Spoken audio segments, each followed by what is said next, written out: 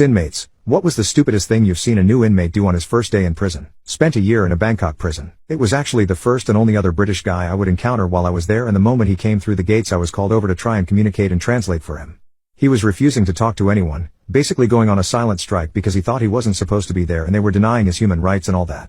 First thing that happens when you enter the prison is they shave your head. This kid had massive dreadlocks and didn't want anyone touching them, but at this point he had already made his bed, and he was going to have to sleep in it. I went over to him and introduced myself, asked him what his name was, where he was from, but he just stared at me in silence the whole time.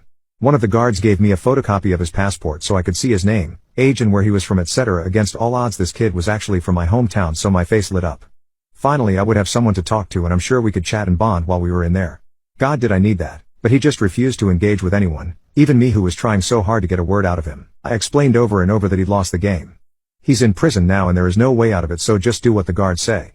They're going to shave your head first of all and there's nothing you can do about it. Because no one had explained to me what exactly was going on, I was just confused why he wasn't talking to me. The more I spoke to him and the more he refused to talk back, the more mad I got. I just couldn't understand why he was being so difficult, and by the end of our encounter I was shouting at him, telling him to stop being such a little wuss and just accept your fate.